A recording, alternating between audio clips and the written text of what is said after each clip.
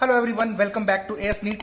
तो आज के वीडियो में अपन बात करने वाले हैं उत्तर प्रदेश के मेडिकल कॉलेजेस के बारे में, प्राइवेट मेडिकल कॉलेजेस के बारे में कि आपको वहां पर एडमिशन कैसे मिल सकता है, कितने मार्क्स तक आपको एडमिशन मिल सकता है, आपकी फीस कितनी होगी।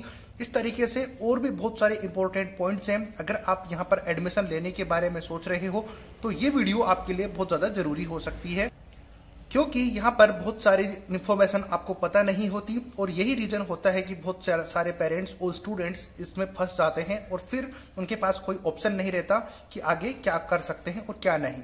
तो ये वीडियो आपके लिए बहुत ज़्यादा हेल्पफुल होने वाला है। इसके अलावा इस वीडियो में जितनी मैं इन्फॉर्मेशन दूंगा वो आपके लिए काउंसलिंग के टाइम पर बहुत ज़्यादा हेल्प करेगी और आपको ये पता करने में भी इजी रहेगा कि आपके लिए क्या बेटर यहाँ पर होने वाला है। तो सब्सक्राइब और लाइक कर देना चैनल को अगर आपको पसंद आता है तो, और आपके कोई पर्सनल इन्फॉर्मेशन है या फिर आप चाहते हो कि आप कुछ पूछना चाहते हो तो फिर मुझे कमेंट करके पूछ सकते हो। इंस्टाग्राम आईडी का लिंक डिस्क्रिप्शन में गिवन है, वहां पर भी मुझसे पूछ सकते हो। मैं आपकी काउंसलिंग में जरूर हेल्प करूंगा और एडमिशन दिलाने में भी आपकी हेल्प कर सकता हूँ अगर आप चाहते हो तो। चलो स्टार्ट करेंगे वीडियो, तो वीडियो को ध्यान से जरूर देखना।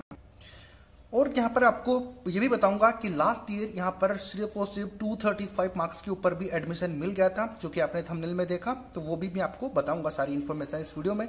तो देखो यहाँ पर बात करते हैं कि जो यहाँ पर सीटें होती हैं यूपी के अंदर, जितनी भी 100% सीटें होती हैं वो सारी ओपन होती हैं, यानी कि किसी भी स्टेट का कोई भी बच्चा इन कॉलेजेस में एडमिशन लेने के लिए एलिजिबल है। तो ये कोई बड़ी बात नहीं है या फिर घबराने की बात नहीं है कि आपका एडमिशन यहाँ पर होगा या फिर नहीं होगा। बस डिपेंड ये करता है कि आपका बजट अगर इतना है तो फिर आप डेफिनेटली यहाँ पर एडमिशन ले सकते हो कॉलेजेस के अकॉर्डिंग भी।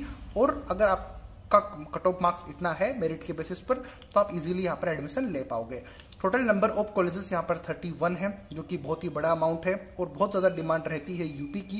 राजस्थान के लिए भी मैं वीडियो बनाऊंगा, क्योंकि जब मैंने आपके लिए सारे इन्फॉर्मेशन का ये वाला वीडियो स्क्रीन के ऊपर शेयर किया था तब मैंने बताया था कि मैं आपको स्टेट वाइज भी इन्फॉर्मेशन दूंगा। तो पहले अपन यूपी की बात करते हैं, फिर राजस्थान और बाकी स्टेट्स के बारे में बात करेंगे। आप किस स्टेट से वीडियो देख रहे हो वो भी मुझे जरूर कमेंट कर देना, मैं जरूर बताऊंगा। तो total number of MBBS seats यहाँ पर है 5450 और ये इतनी ही सीटें इन सभी 31 मेडिकल कॉलेजेस में अवेलेबल हैं और ये सारी सीटें सभी स्टूडेंट के लिए अवेलेबल हैं, चाहे वो किसी भी स्टेट से हो। ये इन्फॉर्मेशन बहुत ज़्यादा जरूरी है जो कि मैंने यहाँ पे नोट की हुई है कि 100% सीटें अवेलेबल हैं सभी ओपन स्टेट के स्टूडेंट के लिए। तो higher number of private open MBBS seats, तो सबसे ज़्यादा एमबीबीएस की ओपन सीटें यहीं पर अवेलेबल है पूरे इंडिया के अंदर। इसीलिए ये रीजन है कि जितने भी स्टूडेंट होते हैं उनकी फर्स्ट प्रेफरेंस पे यहाँ पर यूपी रहता है, इसके बाद में राजस्थान का नंबर आता है। बाकी तो और भी स्टेट के अकॉर्डिंग मैं आपको इन्फॉर्मेशन दे दूंगा जिसमें कि आपको मिलती रहेगी। तो ये सबसे बड़ी इन्फॉर्मेशन जो थी वो मैंने आपको बता दी। अब और जो छुपी हुई इन्फॉर्मेशन है वो भी आपको पता रखना बहुत ज़्यादा जरूरी है। देखो यहाँ पर कुछ पॉइंट्स मैंने नोट किए हुए हैं, बहुत ज़्यादा इंपॉर्टेंट है। तो no free exit in round first. तो आपने देखा होगा कि जब भी काउंसलिंग में पार्टिसिपेट किया होगा, अगर आप फर्स्ट टाइम भी कर रहे हो तो मैं आपको एक इन्फॉर्मेशन बता देता हूँ कि जो फर्स्ट राउंड होता है ऑल इंडिया कोटे का वो फ्री एग्जिट होता है। फ्री एग्जिट का मतलब है कि चाहे तो आपको अगर वहां पर कॉलेज मिल गई तो भी आप उसको छोड़ सकते हो, इसको बोलते हैं फ्री एग्जिट। और वहां पर आपने जो सिक्योरिटी अमाउंट जमा करवाया है वो आपका रिफंड हो जाएगा, यानी कि वो फॉरफिट नहीं होता। लेकिन यूपी के अंदर ऐसा होता है कि आपने अगर जो सिक्योरिटी अमाउंट जमा करवाया है, आपने काउंसलिंग में पार्टिसिपेट किया है और आपको कोई कॉलेज अलॉट हो गया और आपने वो कॉलेज नहीं लेना चाहिए या फिर उसको छोड़ना चाहते हो, तो आपकी सिक्योरिटी अमाउंट फॉरफिट हो जाएगा, जो कि 1 से 2 लाख के बीच में होता है। वो फॉरफिट हो जाएगा, वो आपको नहीं मिलेगा। और अगर आप नेक्स्ट राउंड में पार्टिसिपेट करना चाहते हो तो आपको एक्स्ट्रा आपकी सिक्योरिटी अमाउंट देके आप फिर नेक्स्ट राउंड में पार्टिसिपेट कर सकते हो। वो आपके ऊपर डिपेंड करता है कि आपको कॉलेज मिल जाता है तो फिर आप सिक्योरिटी अमाउंट जमा करवाते रहो, अपनी सीट छोड़ते रहो। वो इंपॉर्टेंट बात वो आपके ऊपर डिपेंड करती है कि आप किस तरीके से करते हो, लेकिन बहुत से स्टूडेंट को पता नहीं होता। और एक बात और है कि लोवेस्ट कट ऑफ इन राउंड फर्स्ट, इसके बाद राउंड्स में इंक्रीज होती जाती है फीस या फिर कट ऑफ। वो इसलिए, जो कि मैंने यही फर्स्ट पॉइंट इसीलिए बताया कि फर्स्ट राउंड के अंदर आपकी जो फ्री एग्जिट नहीं होता, और यही रीजन होता है स्टूडेंट का कि फर्स्ट राउंड में ही वो सीट ले लेते हैं, क्योंकि उनकी फीस वहां पर फॉरफिट हो जाएगी। अगर उनको मिल गई है कॉलेज और उन्होंने छोड़ना चाहिए तो वो फीस फॉरफिट हो जाएगी, और कोई नहीं चाहता कि उनके 2 लाख रुपए वेस्ट हों और वो दूसरे राउंड में पार्टिसिपेट करें 2 लाख रुपए और देकर इसीलिए जितने भी स्टूडेंट हैं उनको अपने स्कोर के बेसिस पर पता होता है कि उनको कहां पर एडमिशन लेना है, तो वो कोशिश करते हैं कि फर्स्ट और सेकंड राउंड के अंदर ही अपनी कॉलेज कंफर्म कर ले और अपनी कॉलेज ले लेते हैं। इसीलिए आगे के राउंड जितने भी होते हैं उनकी कट ऑफ उतनी ही ज्यादा हाई रहती है। उसके साथ साथ आपकी फीस भी इंक्रीज रहती है, क्योंकि मैक्सिमम स्टूडेंट फर्स्ट और सेकंड राउंड के अंदर अपनी सीटें ले लेते हैं और बाकी आने वाले राउंड्स के लिए सीटें बहुत कम बचती हैं, और अगर बच भी जाती हैं किसी कॉलेज में तो उनकी फीस इंक्रीज हो जाती है और कट ऑफ मार्क्स तो इंक्रीज हो ही जाता है। तो ये रीजन आपको समझ में आ गया इन दोनों पॉइंट्स के बारे में कि फर्स्ट राउंड में कोई फ्री एग्जिट नहीं होता। अगर आपको कॉलेज मिल गई है तो आप ले लेना, ये आपको कोई नहीं बताता है। जो 2 लाख रुपए आपके लेंगे वो अपने पास रख लेंगे और आपको कोई भी नहीं बताएगा कि ये चीजें यहाँ पर होती हैं। इसलिए मैंने यहाँ पे बताया कि एडमिशन लेने से पहले आपको ये बातें पता होनी चाहिए। No NRI quota in any colleges, तो ये सबसे अच्छी बात है कि कोई भी एनआरआई कोटा यहाँ पर अवेलेबल नहीं है। तो जितनी भी सीटें अवेलेबल हैं वो अपने स्टूडेंट्स के लिए यहाँ पर अवेलेबल होती हैं, किसी भी कैटेगरी के स्टूडेंट यहाँ पर ले सकते हैं। Hidden fees in many colleges, तो मैनी कॉलेजेस के अंदर हिडन फीस होती है। जब मैंने वो वीडियो बनाया था तब भी मैंने आपको बताया था कि हिडन फीसेज इस तरीके से हो सकती हैं कि पहले इनकी फीस यूपी के अंदर कॉलेजेस की जो ट्यूशन फीस थी वो बहुत ज्यादा थी। इसके ऊपर गवर्नमेंट ने फिर यहाँ पर रोक लगाई, तो उन्होंने हॉस्टल के चार्जेस इंक्रीज कर दिए। और फिर हॉस्टल के ऊपर उन्होंने कमी करी या फिर गवर्नमेंट ने उसको फिक्स कर दिया, तो उन्होंने बाकी चार्जेस बढ़ा दिए, जैसे कि लाइब्रेरी के चार्जेस हो गए, स्पोर्ट्स के चार्जेस हो गए, यानी कि और सारे चार्जेस उन्होंने इंक्रीज कर दिए। तो इस तरीके से कर करके उन्होंने फीस इंक्रीज कर दी। फिर कुछ कॉलेजेस में ऐसे होता है कि आपको फेल कर दिया जाता है, या फिर ये होता है कि आपको किसी सब्जेक्ट में सप्ली दे दी जाती है, उसके बाद में आपको कुछ पैसे एक्स्ट्रा पे करने के बाद आपको नेक्स्ट ईयर में आपकी एग्जाम लगती है, उसके बाद आप क्लियर कर पाते हो। तो इस तरीके से बहुत सारे हिडन चार्जेस भी हैं। तो ये इनसे बचने के लिए आप किसी काउंसलर को हायर कर सकते हो। डिस्क्रिप्शन बॉक्स में इंस्टाग्राम आईडी का मेरा लिंक है, तो वहां पर आप मुझे फॉलो करके मैसेज भी कर सकते हो। मैं आपकी एडमिशन में हेल्प कर सकता हूँ इस तरीके की चीजों को बचाने के लिए। तो ये पॉइंट आपको समझ में आ गए होंगे कि अगर आपको एडमिशन लेना है तो फर्स्ट राउंड में आप ले लेना, जितना जल्दी पॉसिबल हो सके उतनी जल्दी, क्योंकि सबसे लो कट ऑफ यहाँ पर फर्स्ट राउंड में होती है।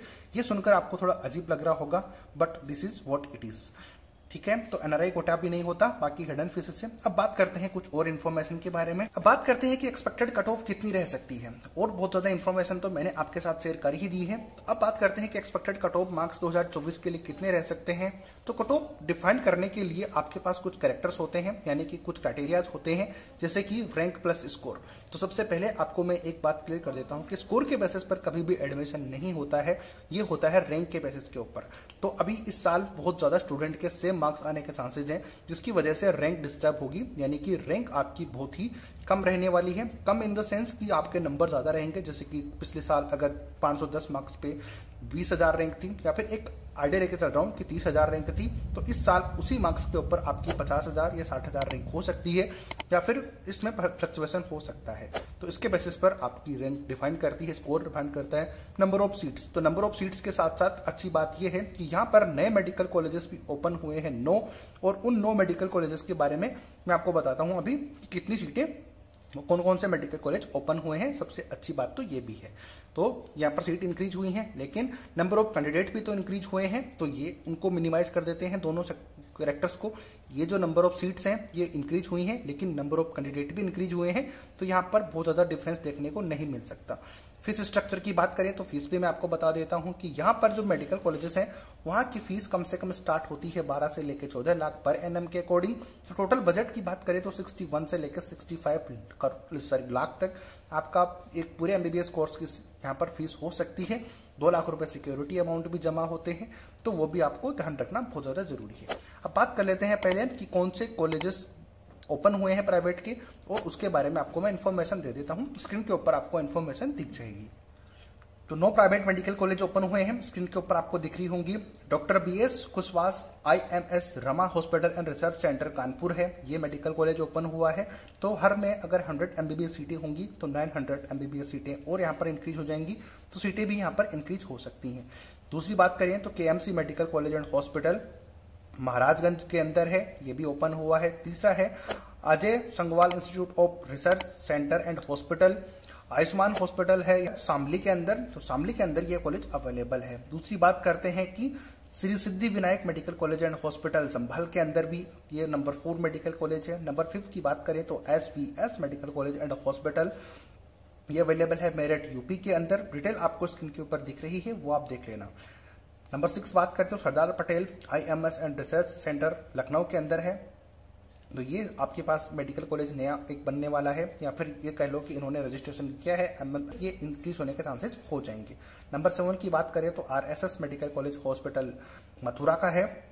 ये भी एक अच्छा कॉलेजेस है, सारे कॉलेजेस अच्छे हैं, नए ओपन हो रहे हैं। नंबर 8 का है Shri Gorakhnath medical college and hospital research centre है, आपका यहाँ पर अवेलेबल होगा ये गोरखपुर के अंदर। और नंबर 9 का है RG medical college and hospital जो अवेलेबल है हाथरस के अंदर। ये 9 मेडिकल कॉलेज इस तरीके से ओपन होंगे, तो आपको स्क्रीन के ऊपर अवेलेबल होंगे और अवेलेबल हो गए, दिख गई स्क्रीन के ऊपर इन्फॉर्मेशन आपको। तो ये 9 मेडिकल कॉलेज ओपन हुए हैं। तो करीब एक मेडिकल कॉलेज में 100 सीट्स की भी बात करें तो 900 MBBS सीटें इंक्रीज हो जाएंगी प्राइवेट मेडिकल कॉलेजेस में। ये अच्छी बात है, लेकिन नंबर ऑफ कैंडिडेट भी इंक्रीज हुए हैं। लेकिन अच्छी बात ये है कि सभी स्टूडेंट के इतने मार्क्स नहीं आएंगे जितने की अपन एक्सपेक्ट कर रहे हैं। तो कुछ स्टूडेंट तो वहां पर कट ऑफ से ऑटोमेटिकली बाहर हो जाएंगे। तो बात करें यहाँ पर कि जो मैंने स्क्रीन के ऊपर दिखाया है कि 235 मार्क्स के ऊपर भी कॉलेज मिला था, उसकी बात करते हैं।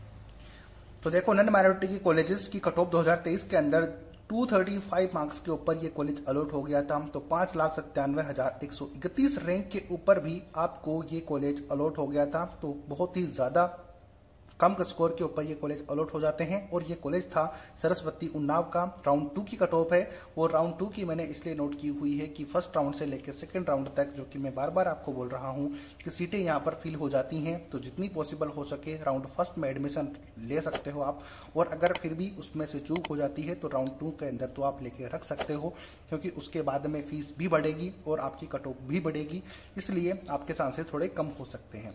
तो ये इन्फॉर्मेशन बताई 2024 में कट ऑफ कितनी रह सकती है। तो इस नंबर से आप 15 से 20 मार्क्स इंक्रीज करके रख सकते हो, जिससे आपको पता चल जाएगा। हालांकि आपको एडमिशन मिल जाते हैं क्वालिफाइंग मार्क्स के ऊपर भी, लेकिन गारंटी नहीं दे सकते। तो आप यहाँ पर जितना स्कोर है उसमें आप 20 से 25 नंबर ऐड करके रख लो, तो आपकी कट ऑफ अगर है तो आपको एडमिशन मिलने के चांसेस हो जाएंगे।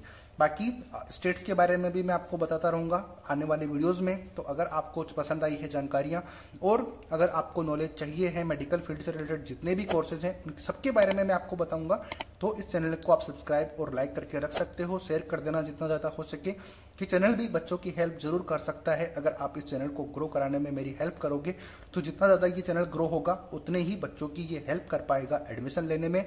अगर कोई चाहता है डॉक्टर बनना और उनके पास इतना फैसिलिटी अवेलेबल नहीं है कि वो कोचिंग कर सके और किसी मेडिकल कॉलेज में पढ़ सके, तो ये चैनल जरूर उनकी हेल्प कर सकता है अगर आपका साथ रहा तो। और अगर इस चैनल को ग्रो करवाते हो तो फिर डेफिनेटली आप देखोगे कि यहाँ पर बच्चों की हेल्प होती हुई आपको नजर आएगी।